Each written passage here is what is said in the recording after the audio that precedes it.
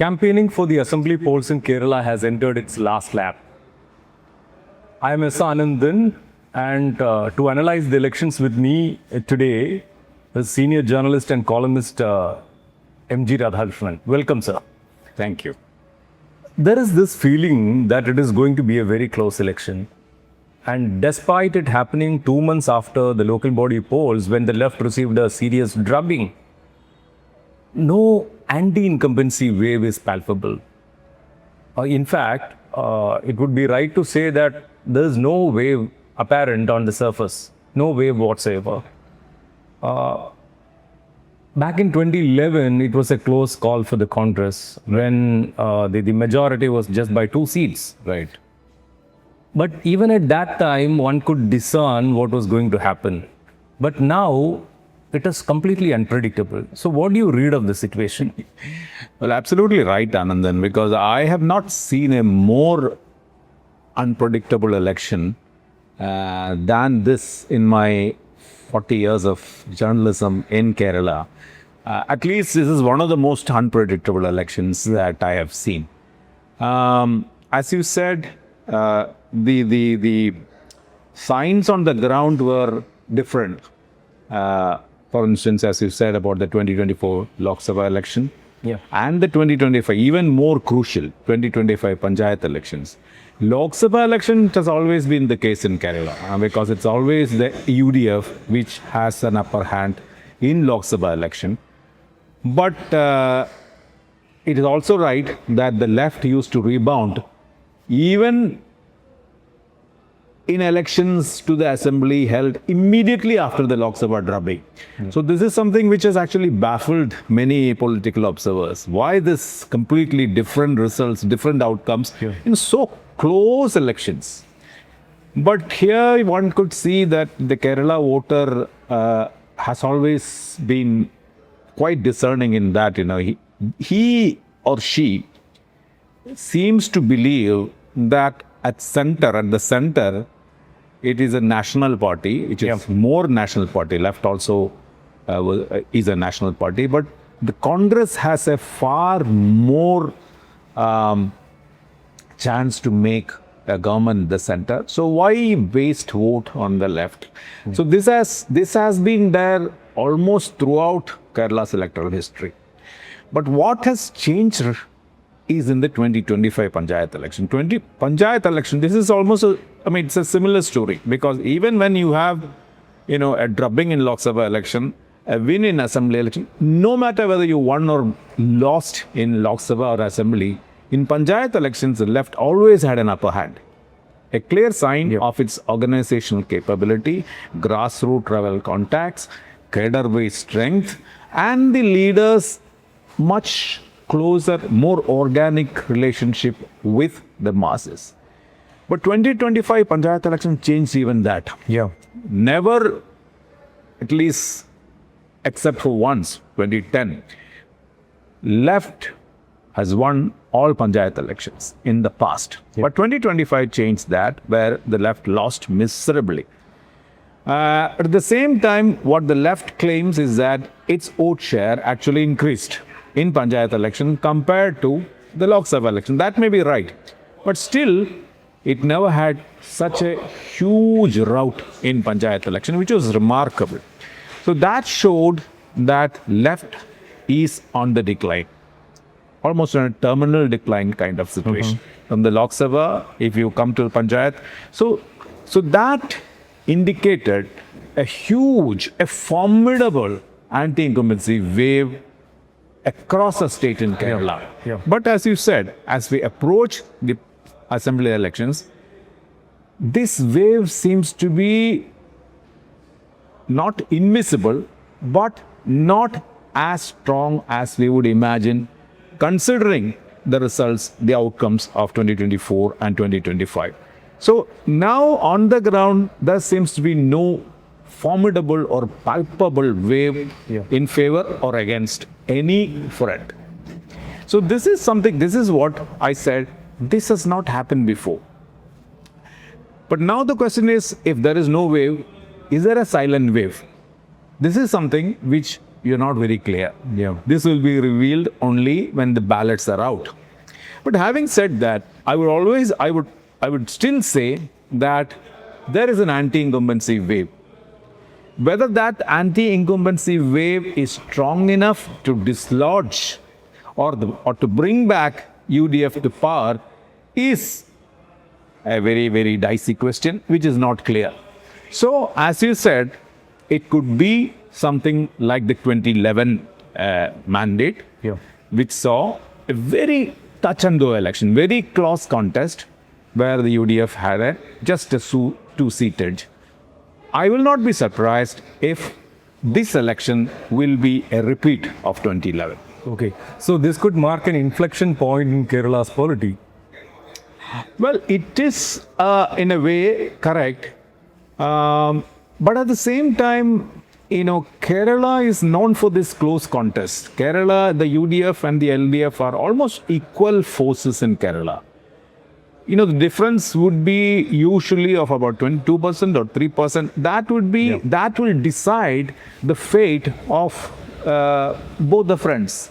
So Kerala has been known for this, and it is more of a Kerala characteristic if this is going to be a close call. Yeah. I wouldn't say, because landslides and the huge mandates or huge waves have not been part of Kerala political history. What happened in 2021 is different. Yeah. Repeat. It was an exceptional case. It was an exceptional case where, the unprecedented consecutive second term for the left. And also a huge mandate. Compared to 2016, the seat tally of the left went up again. Yeah. That actually was completely surprising at that particular time. But now, in hindsight, you can say that so many exceptional circumstances led to that. So, I wouldn't say it's an inflection point. It is actually reasserting a typical Kerala voters, electoral or political kind of characteristic that we have seen throughout history. Yeah, but there is also the sentiment that the revolving door politics of Kerala is set for a change. With the BJP now emerging as a big player. Yeah. And sort of poised to cure the breach. Right. So, Yeah, that's right. Because the last 20 years of Kerala politics have been different in many ways. One of this is the hegemony of the left, the parliamentary hegemony of the left, which is in complete stark contrast to what happened in the rest of the country. Because the left actually had a most difficult life in the last 20 years outside Kerala. Yeah. Because it lost West Bengal, it lost Tripura, it came down to extremely low numbers in parliament. So, but what Kerala has seen is a completely different picture, exactly opposite to what happened. Because in the last 20, from 2006 to 2025 or 2021, you see a continuous ascent of the left. Except for 2011, but which was a freak election because it was only a two-seat election. So if that is also taken into consideration, you can say that it has been a continuous sway or hegemony of the left in the last 20 years. So why this happened? Because it is completely, different from the rest of the country. So why it happened? My sort of assumption is that, as you said, the emergence of the BJP or the Hindutva politics as a major third axis in Kerala's traditional bipolar system. yeah. So from 2006 to 2024, the BJP votes, increased from about 5% to about 20%. So what was its impact? Its impact, first time, if you take, when the votes rose from 5% to 10% and 12%, it actually hit the UDF more, the triangular fight, because it ate into traditional Congress votes, Nair community and other people. So that was the time when 2006 to 2021, you see this. Yeah. But by 2021 and all, the vote share of BJP is going from 15% and above. So in this particular second stage of BJP's growth, where it crossed the threshold of about 10 to 12%. And attained strike power. Absolutely. Strike power against the left. So that is a difference. In the first stage, it was Congress which became the loser or which was hit more by the growth of BJP. But in the second stage, you see the left getting hit because the Congress it has become almost a saturation point. Yeah. You cannot, take more from Congress votes. It hit a plateau. Absolutely hit a plateau. Yeah. Now, after this, where are the other votes? The other votes are with the left. So, and the left, that is why traditional voters, traditional vote banks, so the pro-left vote banks started to shrink in the last few years. In 2024 Lok Sabha election, even the left admitted, the CPM admitted officially that it has lost many of the votes that it used to get in the past, especially from communities, the Idava, the OBC Idava community. Which Studies also showed the same. Studies have shown. Which was a traditional backbone on the left, which still remains, I would say. Yep. But this erosion of left votes towards the saffron camp actually hitting the UDF, the LDF more in the second stage. Now we have come to the next major test. How is it going to play out? If BJP is going to get 18%, 19%, if you go by this sort of pattern, it will be the left which is going to get hit. Whether that is going to happen is only then you can sort of substantiate this theory completely. So this is what we are waiting for. If it is likely to be 18%, but there is also an argument that even when the BJP got 15 plus votes in the last LSG, it was the left which lost more than the UDF. Yeah. But 15% is not a concrete benchmark. It was, this idea is based on the trends.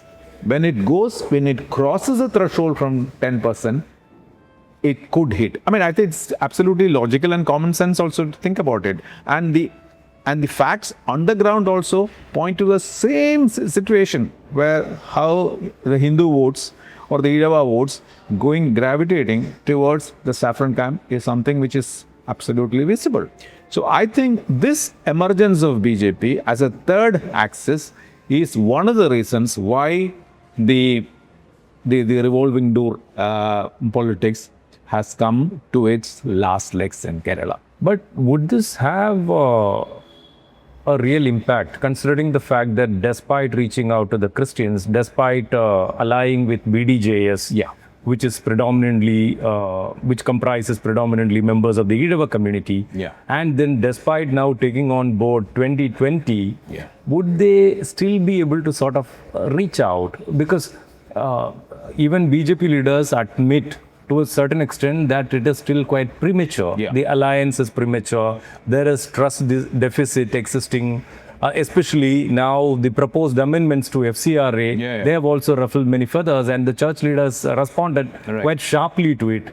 So, is it going to be a pipe dream for the BJP at the moment? Right. It's a big challenge for the BJP, especially the Christian vote, because as we know, BJP has been trying to make inroads in the Christian community for a long time, and it succeeded also to a large extent. Many Christian leaders, church leaders were completely beholden to Catholics, BJP leaders, specifically. especially Catholics, and even other denominations also. They have actually tried that very strongly, and they succeeded in that to a large extent, which was proved in the 2024 Lok Sabha election. According to CSDS survey, this 5% Christian votes that they got is something which led to the increase of BJP vote share from 15% to 20%.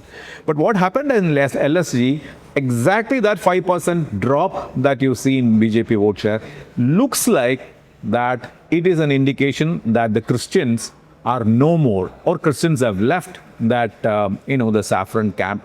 and gone back to the Congress or the UDF. Likely, I'm not saying there is no absolute concrete proof to say that, but Congress has been their traditional ally, traditional party. So this could be happening, and the new foreign currency regulation amendment also is a major problem. And before that, the Christians were also worried about, the Waqf issue. They expected, as you saw in Ernakulam district, they expected that the central leadership would come to the help of Christians to assert their ownership in certain lands which were claimed by the Kerala State Waqf Board as Waqf property. But finally, that did not materialize. So that also created much rancor within the Christian community for the BJP. You remember that particular time there were 50 Christian families actually went and joined the BJP in the presence of state and national BJP leaders, Christian families. And but what happened afterwards, that particular bill did not succeed in the way they wanted it to. So that also, and now the FCRA issue. So this also has actually antagonized the church leaders more, and that also might help the UDF in this election. And so the honeymoon of the BJP with the Christian community seems to have vanished, at least for now, in Kerala. And you also have these atrocities in Jharkhand against Catholic nuns. You have the Manipur issue. So this completely led to a breakdown in this possibly growing friendship and relationship between Christians and Muslims. I think this election will be again one of these things that will prove whether the Christians have deserted, or at least sections of Christians have deserted. And one more point was there, because there is, we know in Kerala, there has been a growing Islamophobia within church community, within the Christian leaders, especially not in the community, at least church leaders, which also actually became a fertile ground for the BJP to make its impact within the community.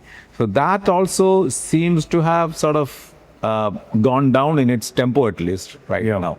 But isn't there a bit of contradiction in that? Because there is a reading that if there is a consolidation of Catholic Christians behind the UDF has IUML as the second largest formation within its fold.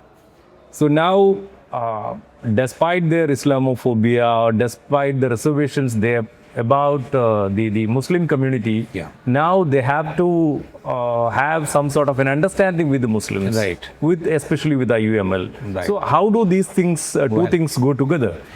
Well, this is a very interesting fault line within the minority consolidation that you see in Kerala. Now, one clear point in favor of the UDF in this election, as well as in 2024 election, was the complete, almost near consolidation of minorities who form about nearly 45% of Kerala's population behind the UDF.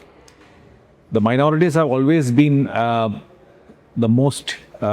the strongest fortress of the UDF for the Congress for a longest time in Kerala, especially the Muslim League's help. The Kerala Congresses were there.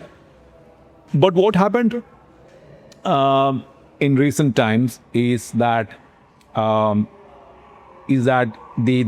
we said, there is a growing sort of distance between the Christians and Muslims in terms of ownership, resource ownership, political, power and things like that. So the Christians have been holding all these things in the past, because they were politically very powerful, economically very resourceful, very progressive, and all those. But in the last 20 years, you see a complete renaissance happening within the Muslim community, through which they have come up in almost every sector in Kerala. They are very good in business, they are very good in sports, they are very good in academics, in cinema, culture. Everywhere you see the Muslim resurgence or the renaissance. So this actually seems to have sown the seeds of differences within this community, and you have Some sort of an animosity. some sort of animosity on the ground, not to the extent that it is an open kind of warfare, but these are some of the subconscious fears that are haunting the Christian community. So, and most importantly, the demographic issue. Christians were the second largest minority in Kerala.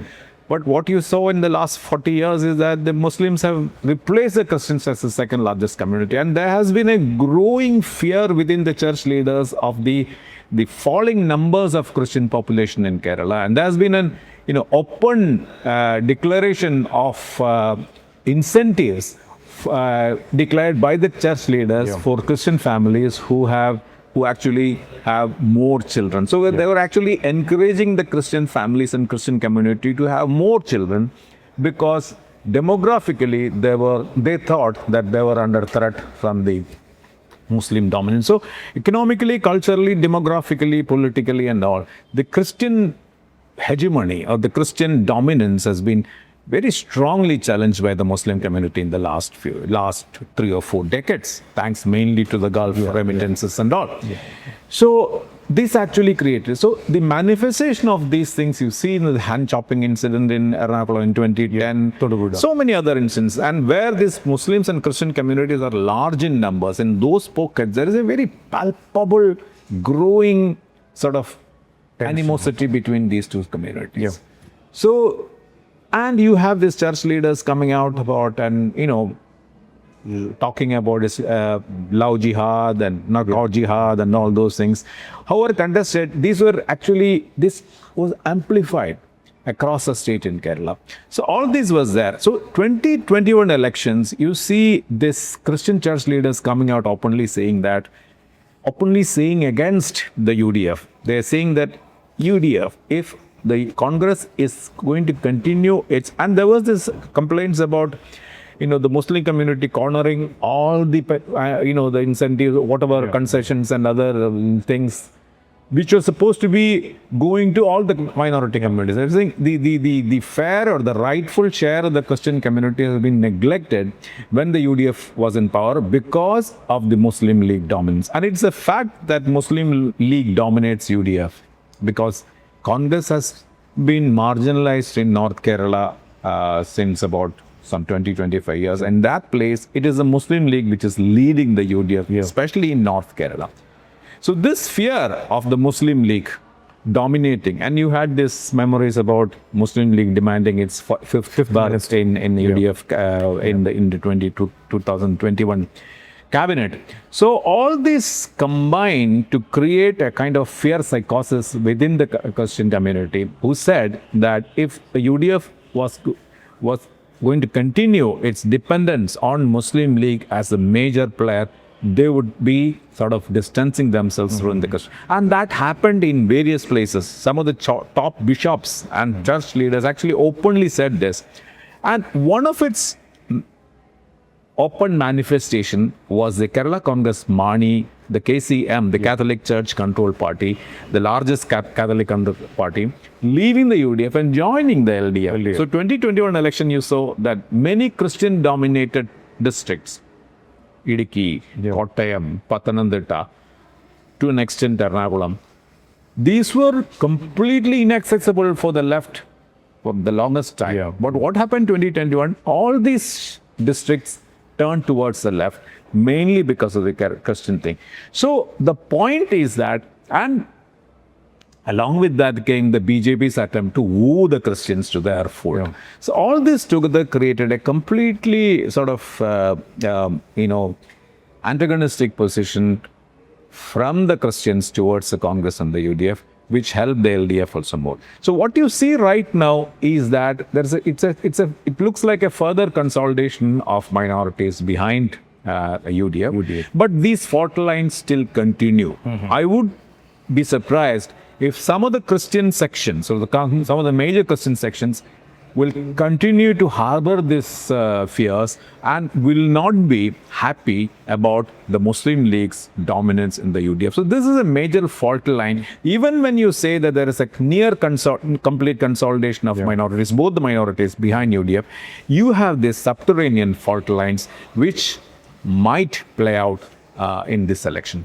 I think the IUML is also acutely aware of this fact that there is a fear now existing within the Christian community. That's why they've been quite careful not to talk about a deputy CM. Right. So Absolutely. there's been no conversation about that. It's a very And strategic. They also did not demand additional seats. Right. So they were more than content with That is whatever right. Absolutely. they had. Right. It's a very politically very strategic move by the Muslim League because they know that the Christian community are fearful, real or imagined. Yeah.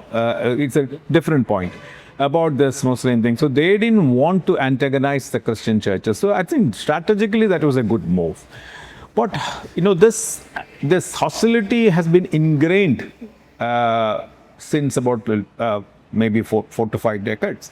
So how much will this fears, the Christian community will overcome its own fears to favor the UDF, the Congress, is yet to be seen. But as of now, indications are that the central Kerala districts like Kottayam, Idukki and Ernakulam and Trichy to some extent, still left is dominating.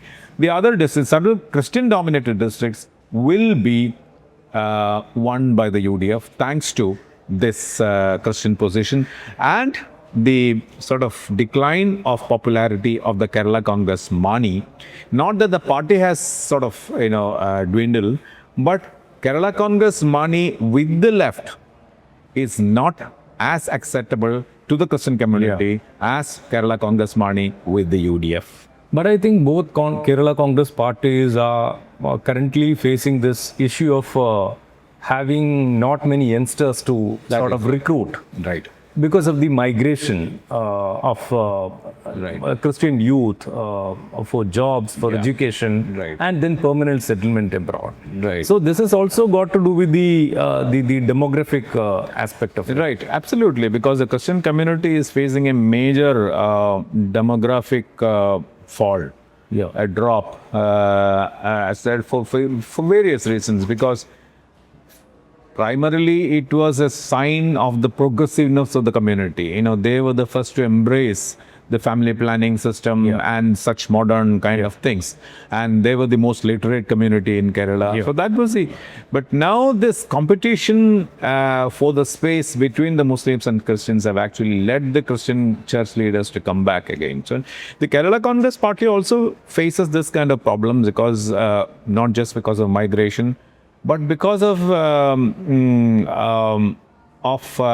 the end of this revolving door politics in Kerala also is a major thing. Because if you remain within a particular front, in the past, you were sure that if you were in 5 years, you were in opposition, you would come back to power in 5 years' time. But that seems to have changed. So that is also an issue. And most of the Kerala Congress's leaders, the top leaders have gone. I mean, there are no more... The tall leaders. Yeah, the tallest. The people who actually built Kerala Congress, right from 1960s, all of them, that complete generational change has happened in Kerala Congress. Now they're depending on their own progenies. But, they're may not be as capable as their, elders or their earlier predecessors. Because plants seldom grow healthy under the big banyan trees. Now there's resentment within the Catholic community and Christians in general, because you have a number of denominations and different groups, church groups. Now, would it benefit the BJP, considering the fact that despite FCRA and other issues and other problems that they see in BJP, BJP has fielded 7 candidates for the first time, 7 Christian candidates for the first time, and the Prime Minister largely himself, 2020 people. Yes, and 2020, and the Prime Minister himself has come down giving them assurance. So now would it be of I'm not sure, Anandan, because this has been going on for a long time, and this was a very strategic move, because the most important structural bottlenecks or structural obstacle that BJP has in Kerala is the presence of minority communities, 45% minority community. This became unless you cross that Rubicon, it is impossible for BJP to expand in Kerala. So that was a clear realization of this that led to this, this, because you can't woo Muslims. they're even anyway. reaching out to Muslims? Yeah, they are even trying that. But it will be the most difficult thing to happen, because they know what's happening across the country.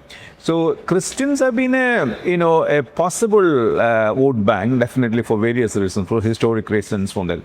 So, and the civilizational conflict, the global, the clash of civilizations thing also points to certain Christian-Muslim, hostilities. So this, this disenchantment of the Congress, of the Christians towards the Congress has run out of its course, because that was there last time, but it will not increase now. It's not likely, because of the reasons that we discussed, so many other reasons.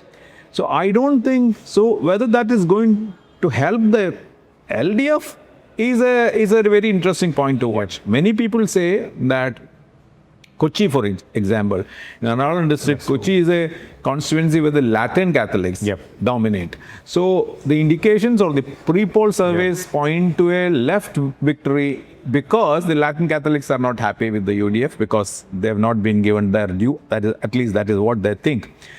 So, and there is this constant attempts by the left to woo certain lower caste sections of the Christian community, so-called lower caste, like the Pentecost Church or the CSI. But in South Kerala, it looks like a different story. The Nadar community, the CSI community seems to be gravitating towards the Congress once again. So this is so many fault lines, whatever. So this grand narratives about, anti-incumbency or the minority consolidation, etc., would falter before the subterranean changes or the cross currents that one sees in Kerala politics. In fact, the long pending demand for the release and implementation of the JB Koshi Commission report, which was actually quite revealing in terms of the caste issues existing even within the Christian community. So people change religions to escape this caste system, converted to escape the caste system, but then they still have a miserable life. There is no They're treated as that system. So now that the government has agreed to implement it, it has already implemented some recommendations, and it has given assurance that it will be implementing the report in full, the recommendations in full.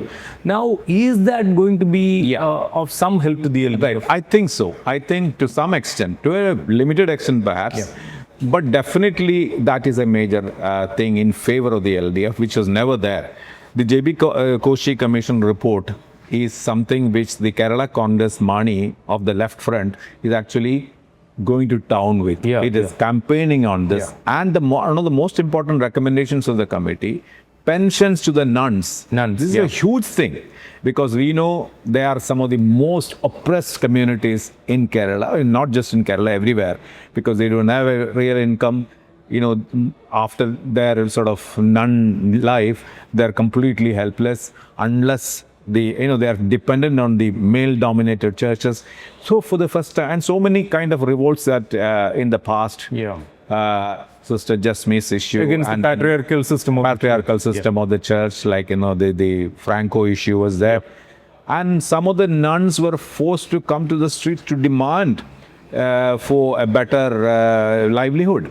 So this is a very crucial issue, and the Kerala Congress Mani, I heard from Palai that one of the most important factors in favor of Jose K. Mani, the Kerala Congress Mani of the LDF, who lost last time miserably in Palai to Mani C. Kappan. So Jose K. Mani's loss in Palai is existential, because that was a pocket borough of his family, his father, for the longest time. But then suddenly after K. Mani, his son is losing in Pala. It's almost the Catholics losing in Vatican. And it lost the municipality as well. Municipality also. But now one of the factors, it seems to be a close contest again in Pala, and one of the factors which might help the Kerala Congress Mani and Juske Mani in Pala is that there is a groundswell of support among the nuns. There are about 4,000 to 5,000 nuns in that particular constituency.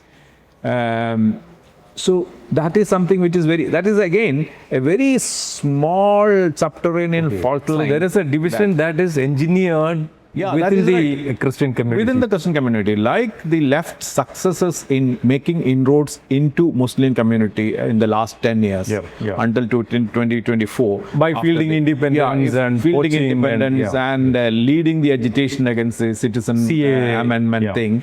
And they actually, this was something which was troubling the left for the longest time.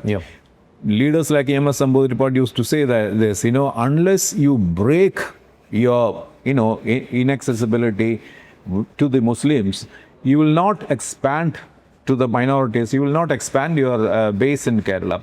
So only in the last one decade that you saw that the left making real inroads into the Muslim community. But that all changed again. Now there is the complete Muslim, near total Muslim consolidation behind this thing. So similarly, the left's attempts to make inroads in the Christian community also yielded some results, albeit limited, but it actually yielded some results through all these things. Kerala Congress Mani's presence in the LDF, J.B. Kochi report, nuns thing, and also the kind of agitation that they led against the atrocities against nuns in Jharkhand, Manipur, and CPM leaders were right in the forefront in those agitations. So they all have made some kind of possible impact. But I wouldn't say that's a major thing, because the Christian community predominantly is pro-UDF even today. But they have made some sort of inroads into the community. There's no doubt about it. I think 2024 presented a period of awakening for the LDF actually.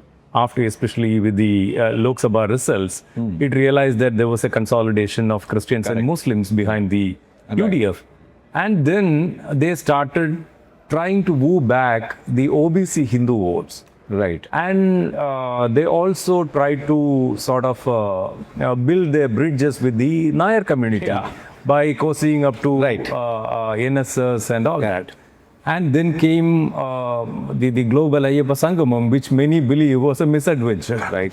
So how are these things going to play out? Well, this is the usual travails of being in a parliamentary democracy, because you have mandatorily to make this kind of compromises. Well, for an observer, for an outsider, it looks quite politically expedient. You can actually contemptuously say that these are political opportunism. But what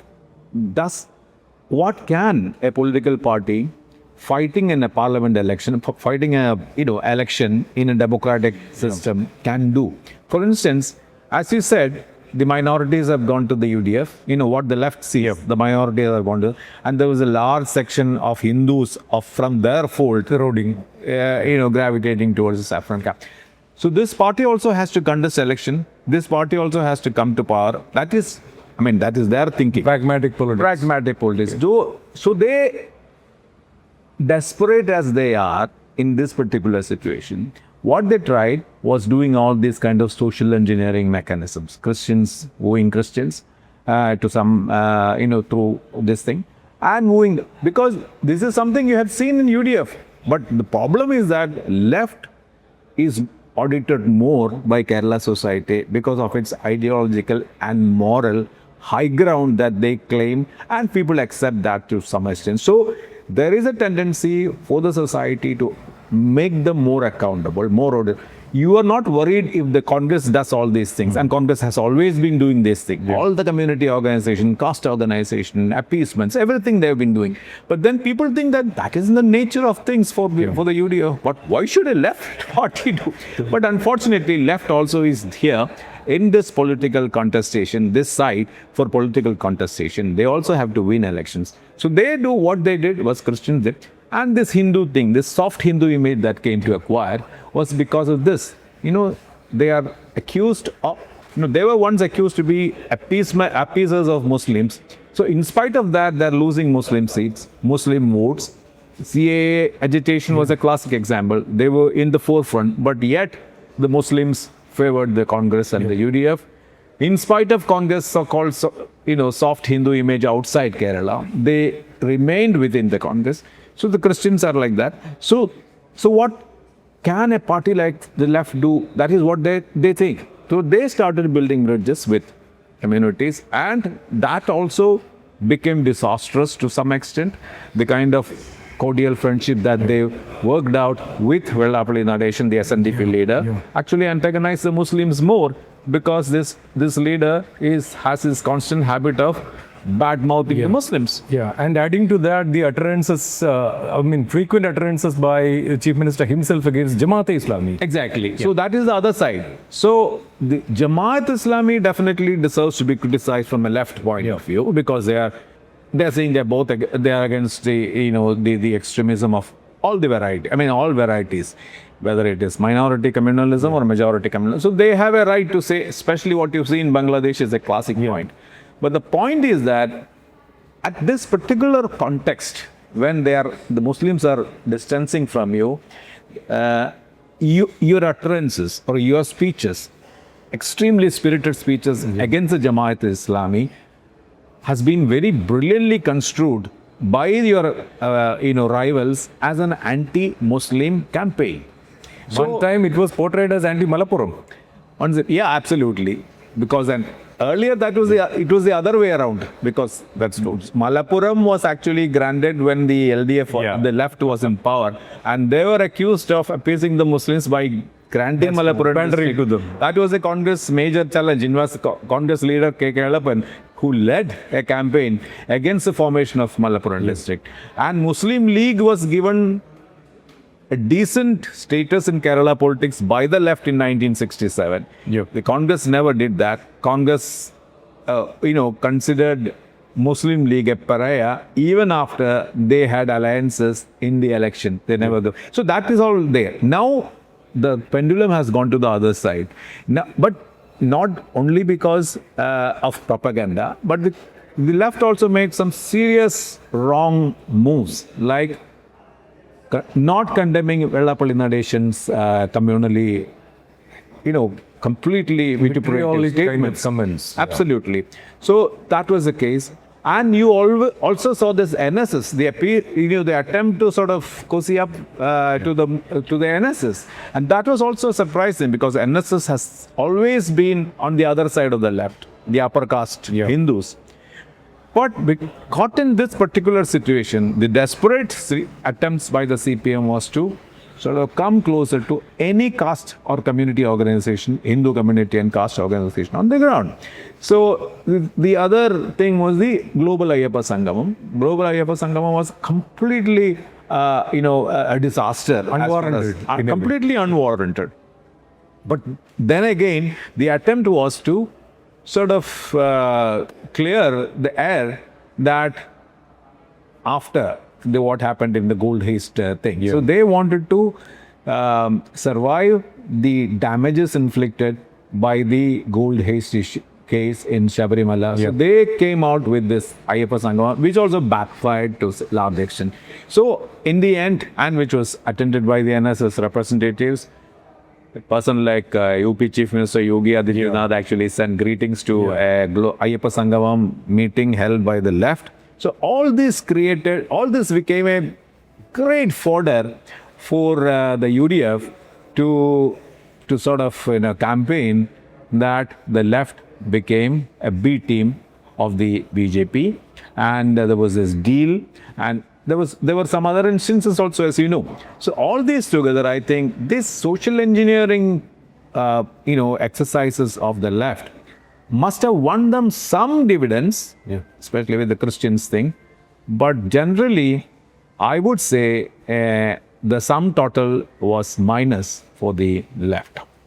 In fact, you spoke about Shabarimala and Global Ayyappa Sangamam. Now, SC has constituted a 9-member bench to review the Shabarimala verdict of 2018. which created actually havoc in the state, and there were protests, and it changed the political landscape of the state in a way. Right. Now, would all these things impact the outcome of 2026? Well, it's not clear as Because the hearing is going to happen on 7th. Yeah, on 7th and 8th. Yeah. Just 2 days ahead of the election. That is right. But, it is too close. For the elections, before the elections, unless, you can always say that whatever the Supreme Court decides need not be implemented before this election. Yeah. Before 9th, nothing is going to happen. Even if the apex court makes some decisions or comes to some decisions, that they need not be implemented before the 9th election. So that per se may not have much impact on the election. But the left is being questioned for the responses it gave to the 7 questions asked by the Supreme Court. That is saying right. that there has been a change in its stance. And Absolutely. it's been soft peddling the issue and all. Right, that is right. But at the same time, in fact, if you go into the details of that affidavit, there has not been a much serious change From the 2006, 2007. Yeah, 2006 or 7 position. Yeah. Even from 2000, the original position was that they cannot come to it in the Supreme Court, whatever it decides, if the entry of women is permitted, that has to be discussed and decided by a committee of experts in Hindu religion, who are religious leaders and all those. That was the original position of the left in its affidavit. It did not file another affidavit. Only the Advocate General or the Solicitor General made, the advocate of the left made a sort of statement in the Supreme Court. Now, so that is what the party is reiterating, to claim that they have not changed their position. But it's very clear that the strong position that they took after the Supreme Court verdict was to permit the entry of women. But the kind of huge political volcano that erupted in Kerala actually convinced them that that decision was going to be or is going to be very costly politically for them. So they did not stick to that position. Yeah. But if you go technically into the details, as of now, they haven't changed their position much from their old position. But at the same time, for campaigns, for political optics, they have definitely changed their position. And that is I don't think that is going to damage them much, because Kerala society did not support the left government in this position. If you take the entire society, there was the opposition parties like the UDF and BJP was completely against the Supreme Court verdict, and the Kerala society in general. So you cannot expect a political party working within the people and fighting elections can take another step or another decision unless you're, and these are times when ideology and values are no more what they were in the past. Yeah. Now, coming to the UDF, after the local body elections of 2025, it was clearly evident that there was a huge, massive wave in its favor. But then, why was it that the UDF was not able to capitalize on that going into the present election? Right. Well, I think one of the reasons was that it is not a matter of capitalizing that wave, because Kerala voters have different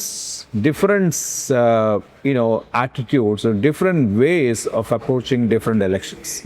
The Lok Sabha elections and the Panchayat elections, though Panchayat election was special, as because of what we discussed before.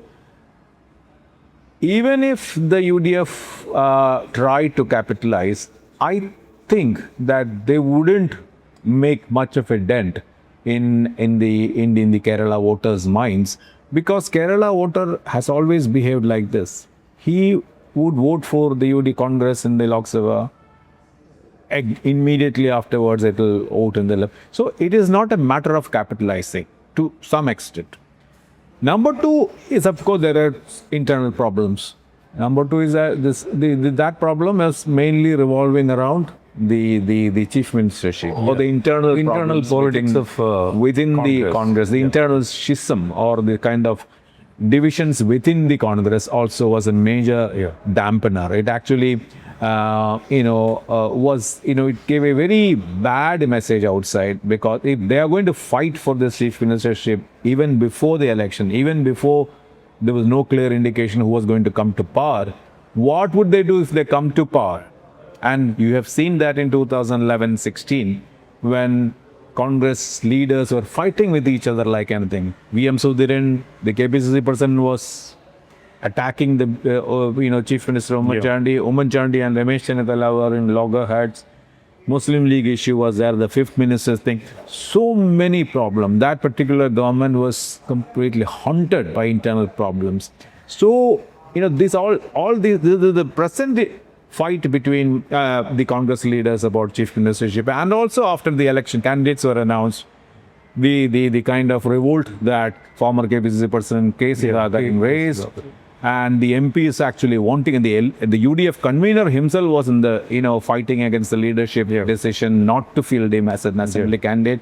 So all these actually brought back those bad, eerie memories of the 2011-16 to the people, and many people might have thought that if this was this situation, this is what it is happening within the Congress, even after 10 years in opposition, it will be complete chaos if they come to power. So that is number two, which actually created.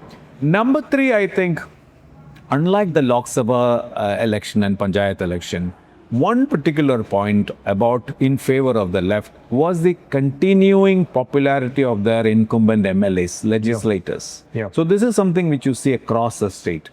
You have seen that there is an anti-incumbency feeling or sentiment against the government in toto, or against Pinarayi Vijayan to some extent. Their legislators have nursed their constituencies so well that they still remain popular. So instead of going to an unknown face, a person who has not proved his mettle, why don't you go to a person who has shown, who has delivered? So this is something which was clear in various pre-poll surveys also.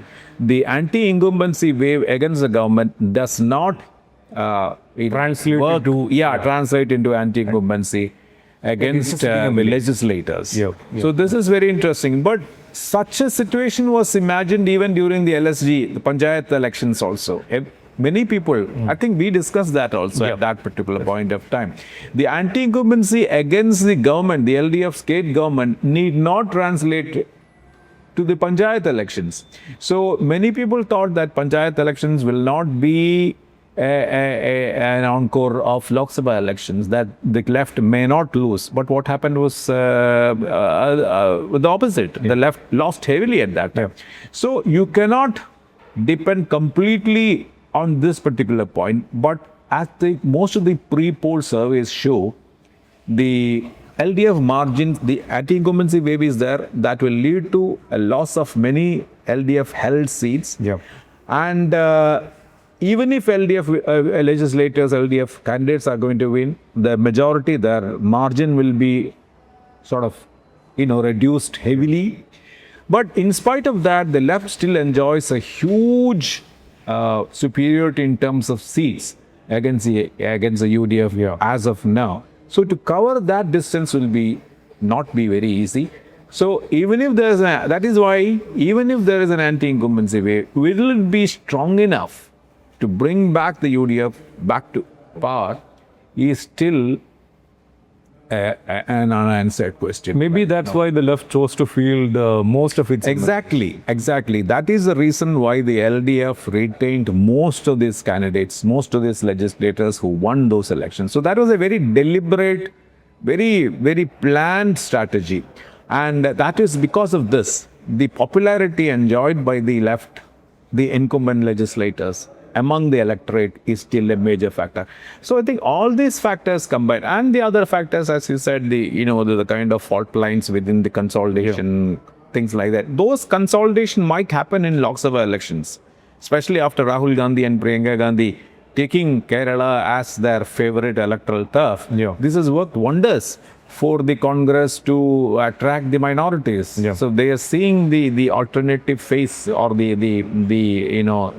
of the BJP right amongst them. The Rahul Gandhi and Priyanka Gandhi have a Kerala connection. So, but at the same time, in assembly elections, all these things might not prove to be uniformly applicable in assembly elections. But just ahead of the elections, the left was actually on the back foot with a lot of defections, unlike in the past. Something which was totally unprecedented. Correct. So you have written about it, calling it a post-ideology kind of phenomenon. right. So now, is it because of the scale of defections that the left has seen, or is it because the BJP is emerging as a real third alternative?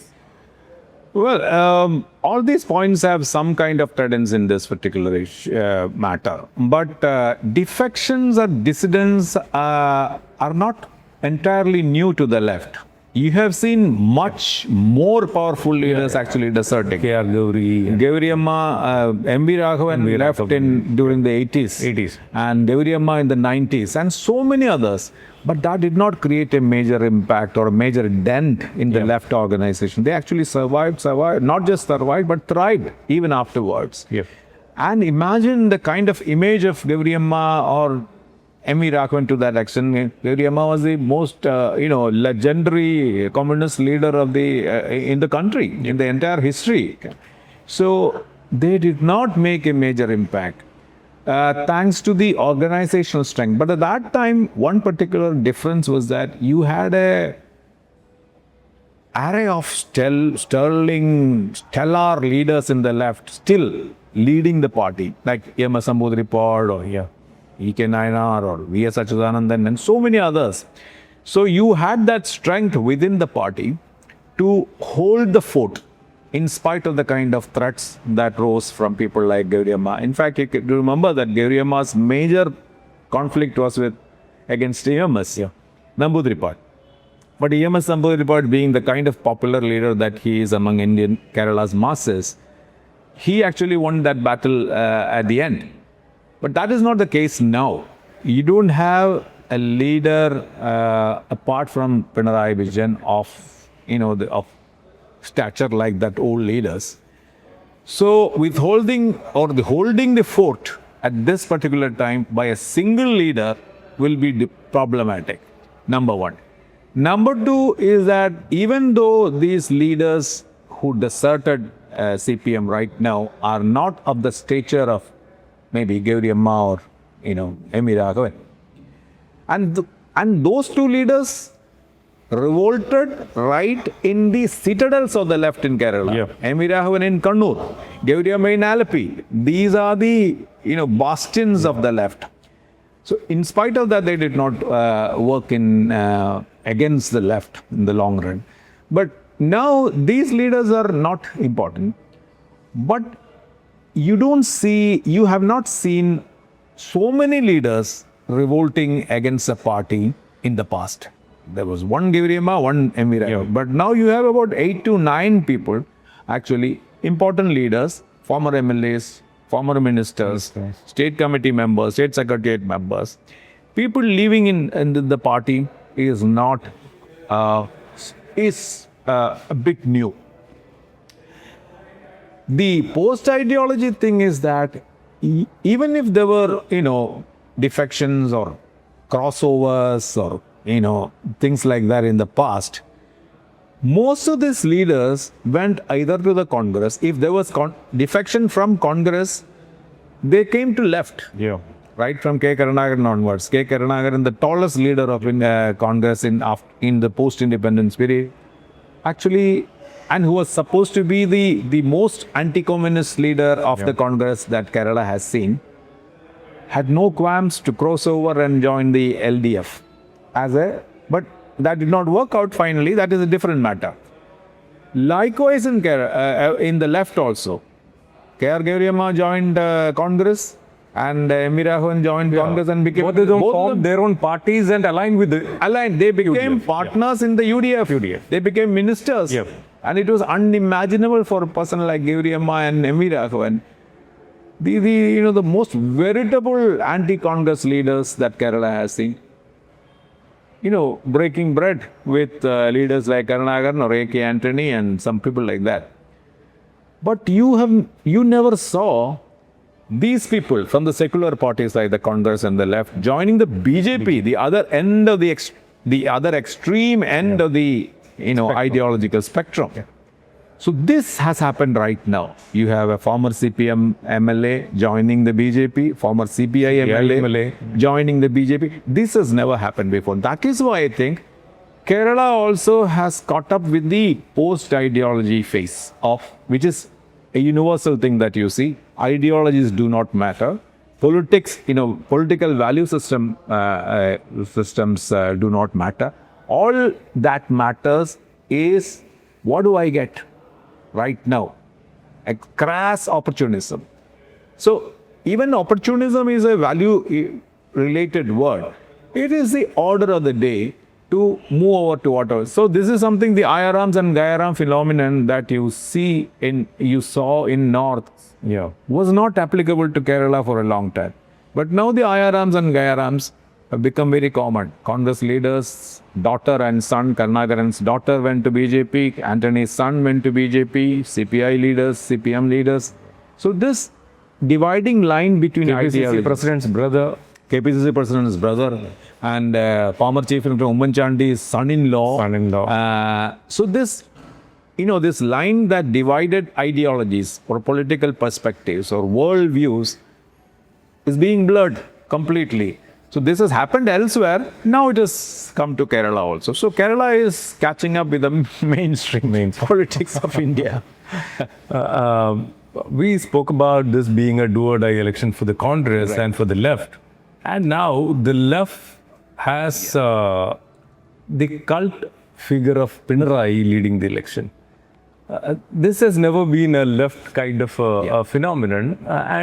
It happened before with V.S. Achuthanandan. So that was the time it started. Right. And with Pinarayi consolidating his position and leadership within the party, and then eventually becoming the single face of the party. Right. Because wherever you go, all the posters have just one Pinarayi everywhere. Yeah, Pinarayi everywhere. Pinarayi 3.0. So is this strongman thing, and then also reducing the party to the district of Kannur. Right. Because if you look at the top layer of the Communist Marxist Party, the Communist Party of India, Marxists. So most of these top leaders are from Kannur. Yeah. So now, is it going to be an existential problem for the party in the long run? Well, Anandan, like we said about post-ideology, this is also a universal phenomenon. This growing fascination for robust, muscular, strongman leaders. Yeah. You see it across the world, right? From Trump to Erdogan to leaders in Hungary or Brazil, and you see it, and of course our own Narendra Modi. Yep. So this is a time of the alpha male of politics. Politics. The robust leader, the so-called, the muscular leaders, or people who are perceived to be strong and muscular. So, like the post-ideology thing, Kerala is also catching up with that particular trend, and Pinarayi Vijayan fills the bill so well. And Pinarayi Vijayan, like the other leaders also, is a man of action. He's a CM during the COVID as a crisis manager. He is a person who can deliver, who can get things done, and it is clear on the ground. It is not just talk. He is actually walking the talk. He has launched infrastructure projects that were lingering for a long time. Very uncommunist kind of move. Yeah, maybe. Yeah. Very, these major projects which actually, there was no, he was a typical corporate manager kind of, But then they also managed to take the welfare programs. That is also important. So, to the credit, or to be fair to the left, you cannot accuse the left of going the neoliberal way completely. Even when there were major infrastructure developments which are actually seen by critics as a neoliberal projects, appeasing the middle class or the upper class, and the aspirational middle class, youth and all, the last two governments have done substantially, remarkably well in fields like public education and public health. Yeah. These are not neoliberal things. It is a typical, and also welfare pensions. Yep. So Kerala still remains, and the welfare pensions have, they have increased the pensions, and they have not slipped in distributing it to a large number. The number of pensions, the amount has gone up. Now the number of pensioners gone up. So the characteristic, archetypal social democratic or the left politics of welfare politics or the economic actions were still there. So actually, Pinarayi Vijayan's last two governments have found a judicious mix of both the Growth and welfare. the growth and welfare to a large extent. So and it is impossible for them not to do this, because Kerala in the last 25-30 years has become a middle class dominated society. Yeah. The aspirational class is dominant in Kerala. So you cannot just ignore their aspirations and go after the old style welfare measures and pensions and all those things, which were the forte of the left in the past. This aspirational class has actually replaced the working class. Absolutely, that is also, all the studies show that Kerala in the last 20 years, the classical working class is no more there in Kerala, because the traditional industries have broken down. There are no more coir workers. There were no more, and the trade union movement has gone down everywhere. And some of this has happened in Kerala too. So there is a completely new Kerala that is in the making now. So no government, no matter whether you are left or right or what, you cannot ignore the aspirations of this changed Kerala society.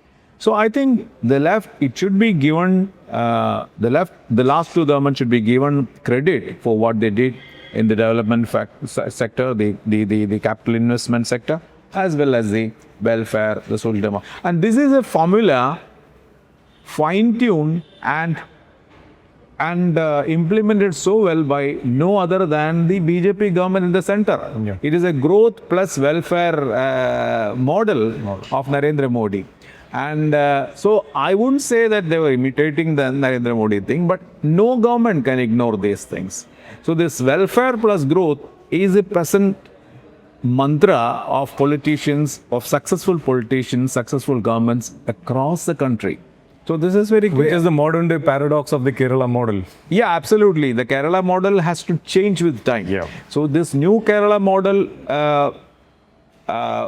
strangely looks similar to the Narendra Modi model, but it is a Kerala, and Kerala is a pioneer. Kerala model has come even before, because until recently the non-socialist or the right wing actually was concentrating only in growth. Yep. Now they have taken lessons from Kerala and they have started implementing that at the central level.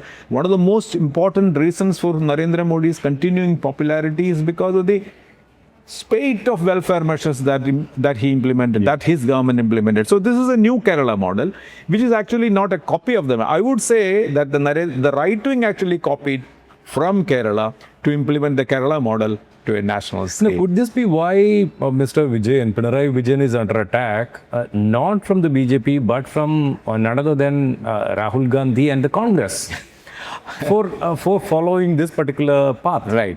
But I don't think that is a well thought out or a ideologically driven kind of campaign. It was just a politically expedient thing to do. So they have to continue, they have to find some fault with that. But any government, if it is going to be UDF, it will be a complete replica of the left measures, of the left government's measures that we saw in the last 10 years. At least they were trying to do exactly the same. Absolutely, there is no escape from this. You have to do it, and you have seen that as a successful model across the country. So they will do the same way. Look at the kind of the warranty, the guarantees, the five guarantees, Indira guarantees. They are complete welfare based. That's true. So there is no difference. So this is something which you see across the country. And then welfare finds a mention across the three manifestos. manifestos. Yeah. That is why I said it is not a manifesto driven, because the manifestos resemble so closely with each other. There's no major difference in that. And but at the same time, it should be said to the credit of the left that what you saw in 11-16 was not this. 11-16, the government hospital, the government schools, all those suffered miserably during that period. That did not happen in the last 10 years. So I think that the Congress, if the Congress comes back to power, it will take a lesson from the left and it will do such things in these sectors also. So one of the things that I noticed when I traveled across Kasaragod district was that a lot of people were talking about the absence of a communal flare-up in the area in the last 10 years. Right. So, and they credit the left government for that. Right. So this is something they have been campaigning about. Kerala is one of the states, one of the very few states which did not witness any communal violence in the last 10 years. 10 years.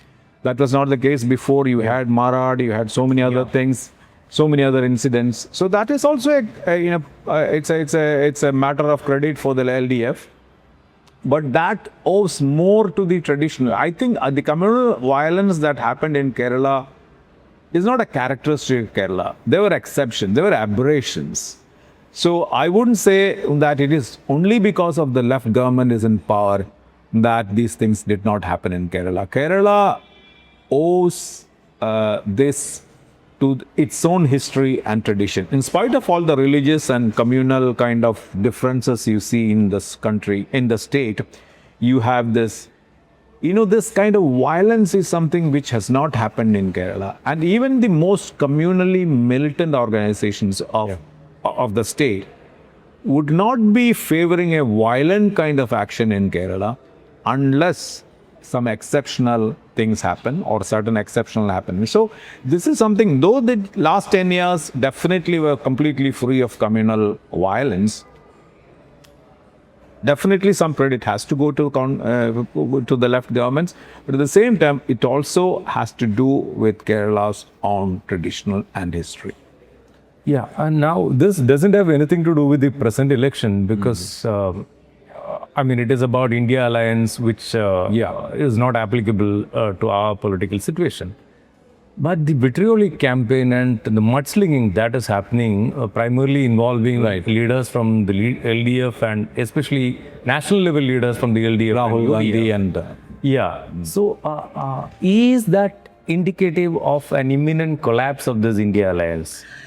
Well, I am not sure because already India alliance is in tatters. You have major, Aam Aadmi Party going one way, Mamata Banerjee going the other way, the left in Kerala. But here TMC is now in alliance with TMC. Completely no presence in Kerala. But at the same time, I think at least theoretically TMC is an alliance. So these kind of alliances may not, these regional alliances may not be a major cause of concern for the India, because India alliance itself is in trouble now for various reasons. The only glue that make them stick among themselves is their antipathy towards the BJP. So when that kind of situation comes, they may also come, rally around this flag. That could happen. So this particular difference or this particular, the extremely, emotional war that you see between the partners in the India alliance in India, in Kerala or Bengal, need not be such an important thing, because that has always been there. And secondly, for both the Congress and the left, even more so for the left, these are life and death battle. This election is an existential battle. If left is going to lose this, they are out from all the states in India. That has never happened in the last 50 years, more than 50 years. There has never been a situation where no state in India is ruled by the left. That has never happened. So this might lead to their further dissemination or complete sort of collapse parliamentarily. Maybe Kerala may see the left coming back again, unlike what you saw in West Bengal. But if that happens, it would be optically also a major sort of loss of face. And Kerala, it is dramatic because this is a state which elected the first communist government in the country in 1957. And 25, this will be, if this is going to be the last state to have the red flag flying, that would make a huge headline. Not just nationally, even though internationally communism is not a matter, it's not They what a used the story. perception game. Absolutely, that is very important, and that too at a time when the Indian Communist Party has entered its centenary phase. So this could be very dramatic, and for the Congress also, Congress left. The organizational strength of Congress is intact only in Kerala, even though the South India is supposed to be a Congress stronghold. You can see that Tamil Nadu is absolutely a minor player. In Andhra and all, it is in power in certain in a state only because of certain peculiar political situations. The leader can go back to the other. The Ravant Reddy came from the BJP. So it is not an organizational strength. But whereas in Kerala, I think Kerala is the best state for Congress in terms of its organizational sort of capacity, organizational presence and all. So if they are going to lose again in Kerala after 10 years in opposition, that would be the end of UDF. Definitely, the UDF as an alliance, which you saw from 1970s onwards, will be collapsing if the UDF is going to be out of power again. So for both the parties, both the fronts, this is a life and death. That dire need is felt by both of them. Absolutely. So that is what you see outside. The extremely bitter exchange of words between the leaders, between the parties, or even top leaders are back-mouthing people. Ravant Reddy came and said something so nasty about Pinarayi Vijayan. Rahul Gandhi came and sang that Ayyappa song. So these are all sort of Called Pinarayi a puppet of the BJP. Absolutely. Calling Pinarayi a puppet, calling Modi in Mundu, and all those things are there. So that is because the stakes are so high for both the UDF, both the Congress and the left. So it is natural. The top leaders especially the national leaders of the Congress are campaigning in Kerala, but then they have also managed to sort of show the face of V.D. Satheeshan.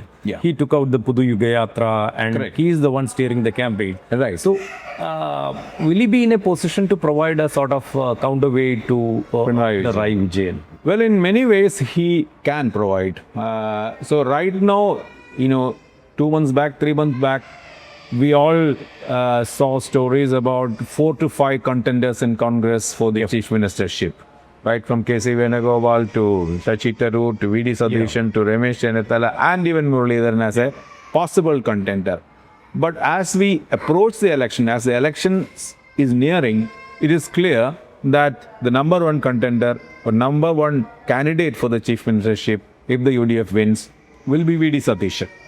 So V.D. Satheeshan has earned this position through hard work, through very strong militant campaign on the ground, and meticulous organizational work, ground level squad works and all, and his very cordial relationship with the UDF partners, and the kind of positions that he took on certain matters. Uncompromising positions against certain community organizations. Seemingly uncompromising. I don't know whether it comes to the crunch, whether he will hold on. Because and about the the issue about Rahul Mankutathil or about some other things. So all these things combined to give him that numero uno position in UDF, and secondly, he is also seen as a mirror image of Pinarayi Vijayan. So this is not to discredit any one of them, because he is also seen as a very a bit arrogant, but a person who means business, outspoken, means business, and doesn't have any qualms to attack the opponent. Unlike the other leaders, Ramesh Chennathala was seen as a bit soft. But unlike them, V.D. Satheeshan has, and he age is also a factor in his favor. He's very young compared to Pinarayi Vijayan. Pinarayi Vijayan is in his 80s, 80. and he is just nearing his 60, or he is just past 60. No, he's just about 50, Yeah. 58. That is 59, right, yeah. right. So age is also a factor that helps him. So compared to other leaders, he's a very person who is capable, and he has that killer instinct and to go for that. And he's a man who wants it so badly. He has always, he didn't have any hesitation to say that he had wanted to become a minister in the 2011, Yeah. 16. So he has an urge to kill, urge to grab. So all these things together will combine to make V.D. Satheesan as the unchallenged candidate for the next chief ministership in case UDF wins. And the stake is so high for him also. Yeah, He says that if UDF is not going to win, he will take sannyas. Yeah. Yeah, he'll go quit politics. Yeah, he will quit politics, and he will. So the stakes are so high. So he has, he has put his life in line. Some see it as a sign of confidence. Absolutely. Some see it as Right. an expression of desperation. But he has put his neck on the line. So that is very important. In politics, you need to do that. You cannot armchair politicians. It will be very difficult for them to cross. So he has put his neck in line, and he has. I think he will be the chief minister if the UDF wins. Now, sir, time is short for us to look at all the constituencies because we have 140 of them, and there are major fights happening in many places. Whether BJP is going to make right. So, which all constituencies you think could be the deciding ones? Right. Where major fights are happening and where, it is quite unpredictable. Right. If you take the triangular contest, so that is very important now because there are so many constituencies, very tough battlegrounds between the UDF and LDF. But the real battles are going to happen in constituencies where BJP is a major player. So this is something which is the most interesting spectacle to watch, not just in Kerala, but across the country that is going to be watched. So Trivandrum and Palakkad have been BJP Pokandoros for strongholds at least for a long time. And I just checked these statistics. In 1970, O Rajagopal in Palakkad got more than 26% votes in Palakkad in 1970 as part of Bharatiya Janasangh. So these two constituencies are going to be very important as far as what is going to happen. And in 87, BJP Hindu Munani finished runner-up in Manjeshwaram, Kasaragod and Trivandrum West. Exactly. 87. But it started in 1970. And 1970, 84 election, BJP had only 2 seats across the country, not in Kerala, across the country. So imagine in 90. So it is not right to say. It was an absolute newbie. Absolutely. So it is not right to say that Kerala is completely a Baligara Malaya or completely inaccessible to the BJP. The BJP, apart from the RSS shakhas and all, BJP has always had some pockets in Kerala, and Palakkad is one of the examples and still holds. Palakkad and Trivandrum are still the biggest, the strongest, forts of BJP.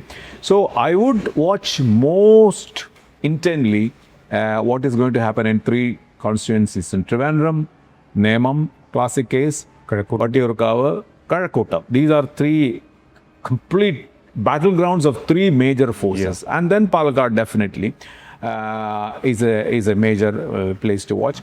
And also Thrissur, I don't think that Suresh Gopi's record is going to be repeated in Thrissur, because that was an one-off result. And Suresh Gopi's popularity itself has plummeted. It has come down, and even if his win was mainly because of his stardom, and also the Christian community's sort of friendliness towards him. So that is not going to work this. I don't think. Even though Narendra Modi has come and campaigned in Thrissur and Palakkad and now Trivandrum also. So in Palakkad and Trivandrum, you have to watch what is going to happen. And another major place that, and of course, Kasaragod also. Manjeshwaram. So the most interesting sort of spectacle to watch will be in these seats where all the three are in the fray as major contenders. And I would like to see what is going to happen in Calicut also. If this Muslim consolidation, if that is going to conquer the Red Fort of Calicut, that will be a moment of reckoning for the left. I think the left will have to introspect and rethink about their attitudes towards the minorities to a large extent if that happens. And all the pre-poll surveys indicate such a major shift in places, in the north places. Malappuram, definitely there's nothing much to think about. But if it happens in Calicut, it would be a big thing. And I think that is a major thing to watch. And how about places like Tiruvalla, where the Prime Minister campaigned yesterday, and Pala itself? Yeah. But these are minor compared to, these kind of constituencies. Of course, Pala is an interesting thing. But I think the idea is to increase the vote share in those areas. Right. Increase the vote share as well as, and this kind of three-cornered battles are not happening in those places. Yeah. And, the sidelights will be what is going to happen in Punyar. Yeah. And Pala is a very interesting thing. Pala will decide if Kerala Congress Mani will stick with the UDF or LDF. Yeah. If Josge Mani is going to lose again, and that will have its impact in all the other constituencies where the Kerala Congress is in power. That will, if they are going to use Kerala Congress Mani, a few weeks back or a couple of months back, Kerala Congress Mani, there was a growing sentiment that they should switch loyalties back to the UDF only because of certain people like, Roshi Agustin, for example. But Roshi himself seems to be on a sticky wicket. It's a very sticky wicket. So Roshi had a very successful electoral sort of history in the last 10 years, but he is being challenged very strongly in Idiki. So even if the LDF comes back to power, I think Kerala Congress, if it comes back to power, definitely Kerala Congress would not dare to leave the front. But if it's going to, like what happened in the UDF, what could happen for the Muslim League in the UDF, if LDF is going to lose, definitely Kerala Congress Mani will cross to UDF. But at that particular point of time, the Congress need not be very welcoming to them also. So it is a likelihood of wilderness waiting for Kerala Congress if LDF is going to lose. Yeah, so we'll wrap up this discussion on that note. Thank you so much for this conversation. Thank you for having me, Anandan, for the wonderful discussions.